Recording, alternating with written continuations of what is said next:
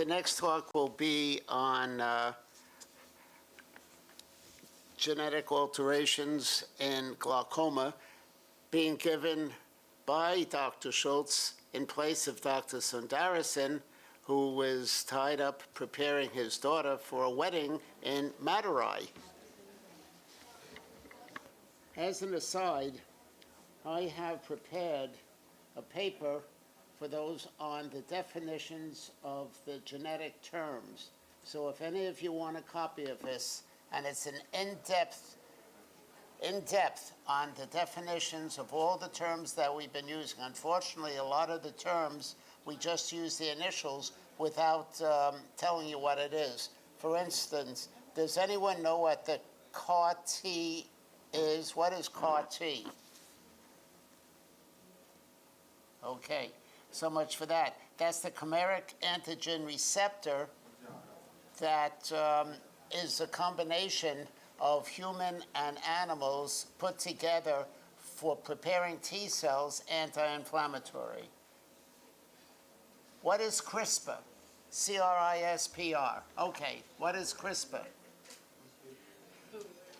Okay, it is clustered, regularly interspersed short palindromic repeats, a family of DNA sequences that when we cut it, we can alter the genetics of chromosome.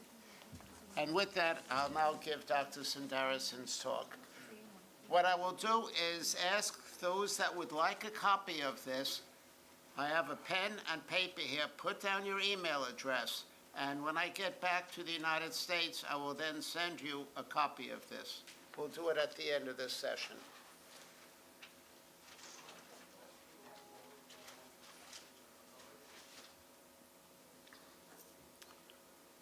We're on. Dr. Sundaresan.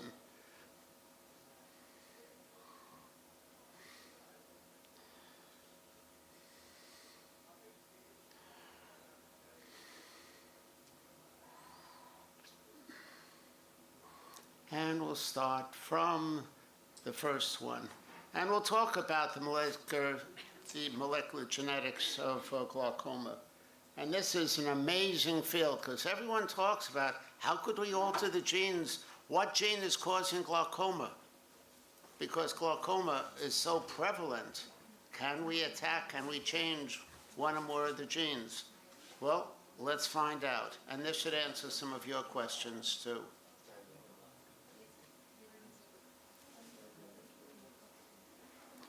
All right, so primary open-angle glaucoma is a very complex neurodegenerative disorder. Has anyone considered that glaucoma could be a neural function? Thinking of pressure, could it be neural? Well, it is because it affects the optic nerve. It definitely is neural.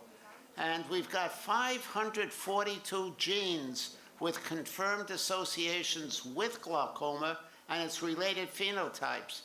Normal tension glaucoma, ocular hypertension, open-angle glaucoma, primary congenital glaucoma, so many of them. So let's take a look at this, the genes and the phenotypes.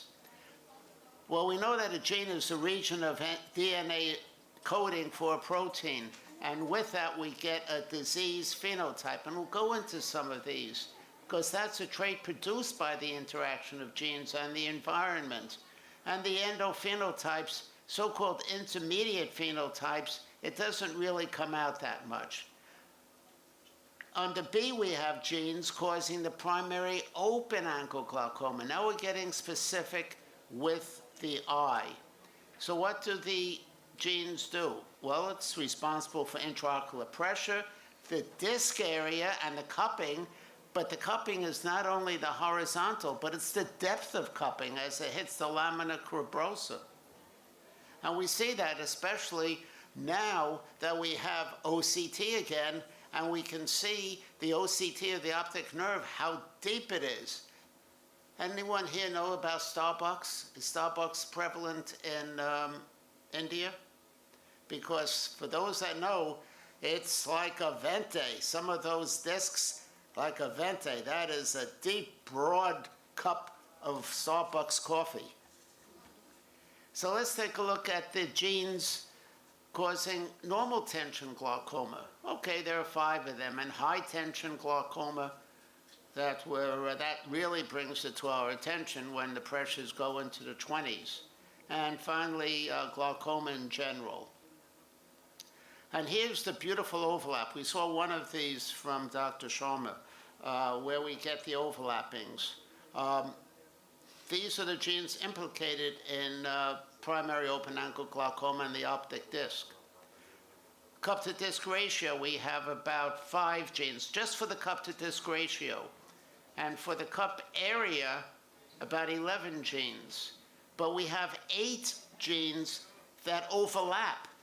And now if you take the disc area with 9 genes, we still have a couple of loci that overlap, and we've got 3 of them that overlap everything.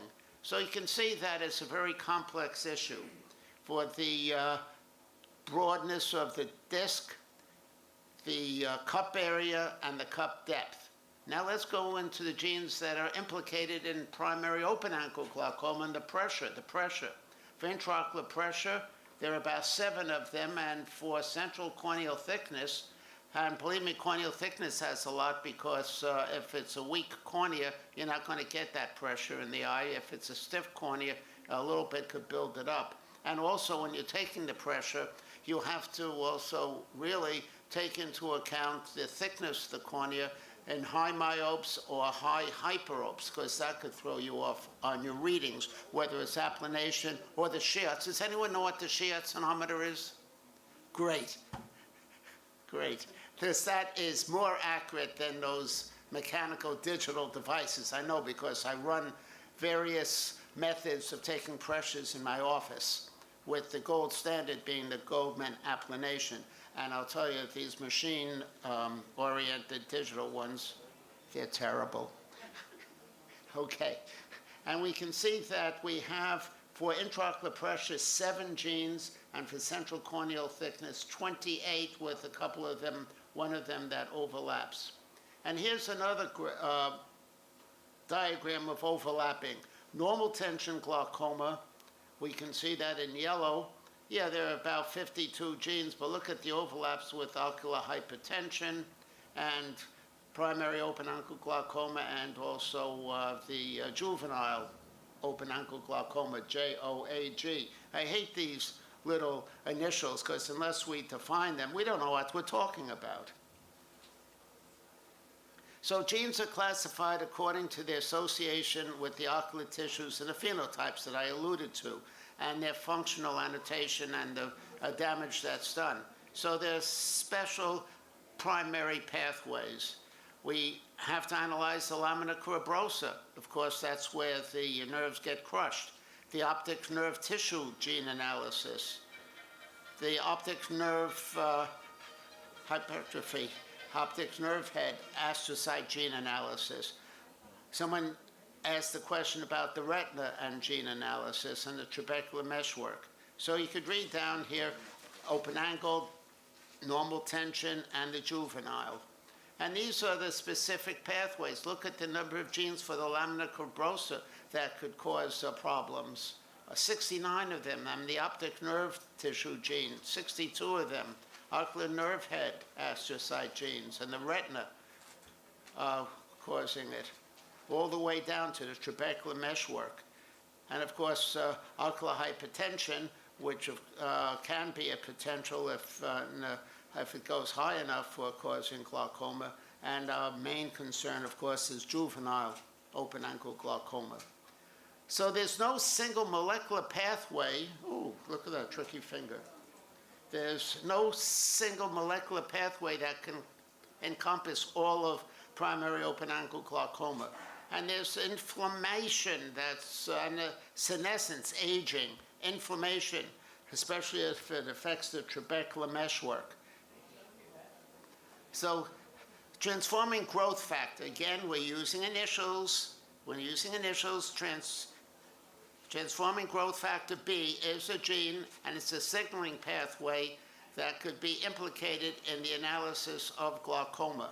And a certain one of these, transforming growth factor B or beta, and particular research attention because it could be elevated in the aqueous humor and of primary, but not in the other forms of glaucoma. That's one of the genes that could produce a substance in the aqueous that could affect the trabecular meshwork.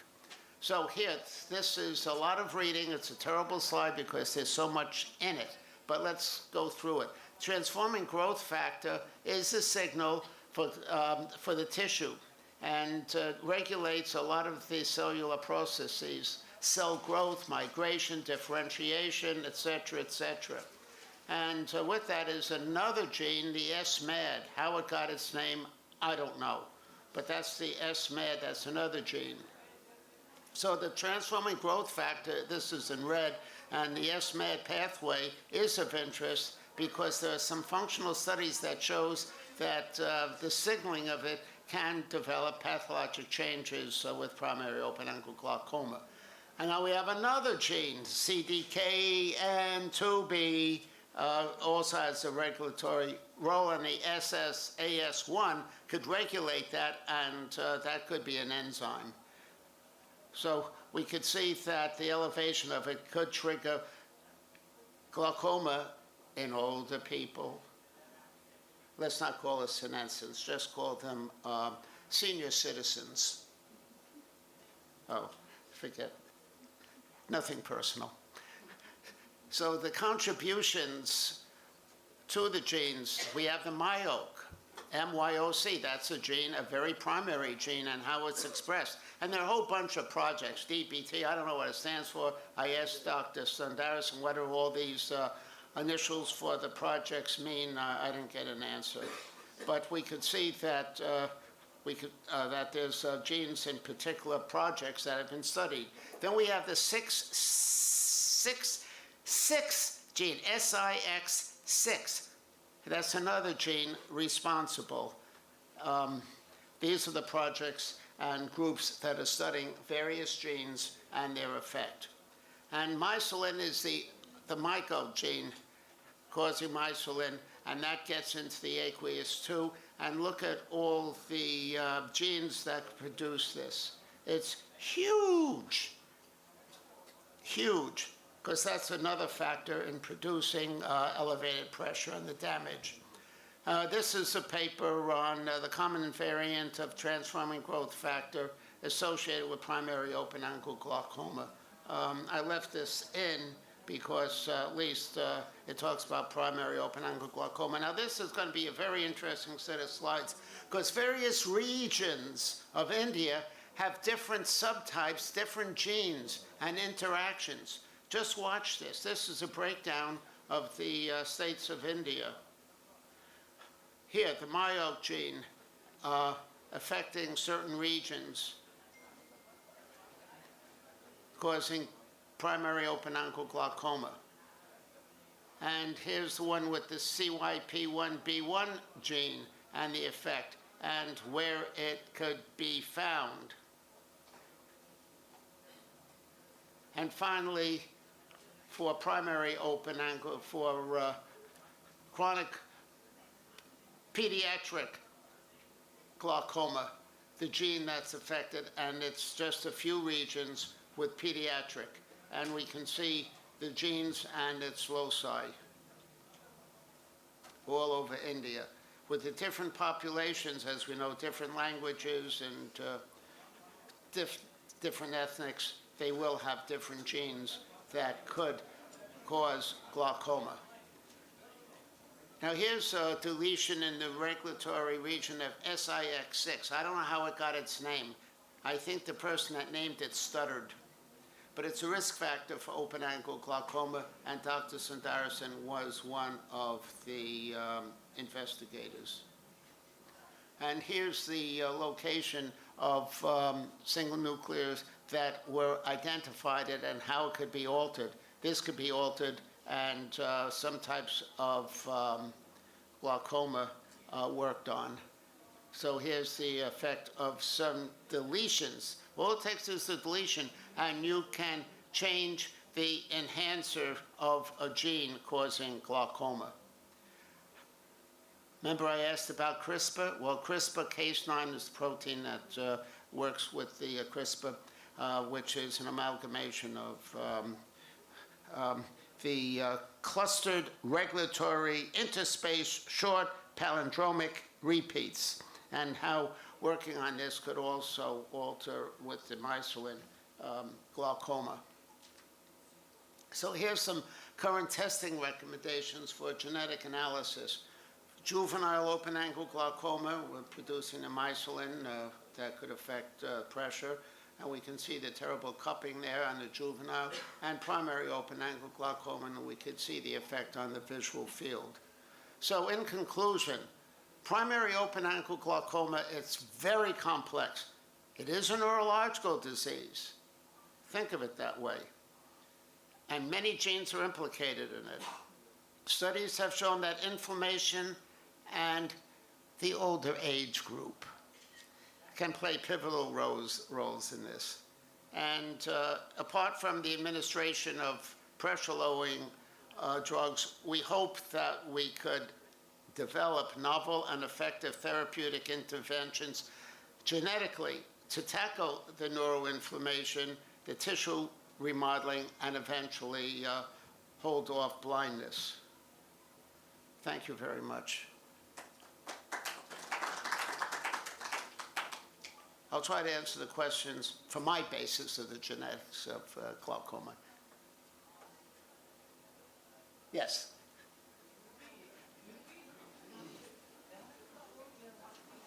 Thank you very much. Now, my question is the basis of the neurodegeneration in glaucoma with regards to the genetics. Now, there is the link with Alzheimer's and Parkinson's disease with the tau proteins and those other things. I didn't see that mentioned here. I think it's the APPB lipoproteins, the... For juvenile glaucoma? Yes. Well, at least where we are, we don't see that much juvenile glaucoma. Oh, we see a lot. Maybe, where are you from? I'm from Nigeria. You're going to be in the panel next year. Okay. Yeah. But I haven't done genetics, so probably we'll talk after. Just interested in it, because linking everything, diabetes, genetics basis of disease is quite interesting, so that's why. And I'm interested in the connection, the neurodegeneration bits, because you just begin to see all sorts. Yeah. Well, for the juvenile glaucoma, pediatric glaucoma, this actually had been a major concern. In Boston, there was a group at Massachusetts Eye and Ear that was studying this decades ago. And frankly, the gonio cutting of gonio, that was the first group of patients that it was used on to go into the trabecular meshwork and cut the trabecular meshwork. And as you know, that for adults, that led recently to the trabectome, where it's cauterized. Mm-hmm. Other methods now going back to that, where there's no cautery, and now MEGS is coming up, MIGS, to bypass, and all of that assumes that glaucoma, in this case your question is juvenile or congenital, that it is really the trabeculum that is the problem, and not the pathways beyond that, the collection channels. And unfortunately, that's when we have to have the invasive surgery because of the collection channels to drain it to the outside. And in the lecture that preceded this course, they were talking about all the complications with the drainage procedures. Too much healing at first, not enough with leakage, infection. So the nightmares when you're trying to attack and work with the poor collection channels. Thank you. Any other questions? Well, thank you all for coming. And I congratulate you for sticking here until the end. Yes, sir. Just one more comment. We did a study on glaucoma on 100 patients, and we found a strong correlation between MTHFR gene and glaucoma. So this is a gene which is quite prevalent in this area. So we could find a good correlation between glaucoma and this. And so one last question. We have been talking about cornea, glaucoma, retina, and everything. And as we all know, cataract is an age-related disorder. But we do see a lot of people who are developing cataract at an early age, let's say 40, 50, and those who do not develop cataract even at the age of 80, 90. So has enough work been done on senile cataract? Why people are developing cataract at a very early age? I don't think the environmental factors are really responsible for that. I think there is a strong genetic basis for developing early cataract and maybe late cataract. I find that some aggressive surgeons say, I will prevent you from having glaucoma. I'll take out your cataract, give it more room. And I've seen that in my own area, and it's sickening. Let us treat the disease process and not something else. True, a swollen lens, a real cataract, a fat one, can shut off the outflow where you can get angle closure. But otherwise, keep your hands off it. No, I was just asking about, is there any genetic basis for senile cataract?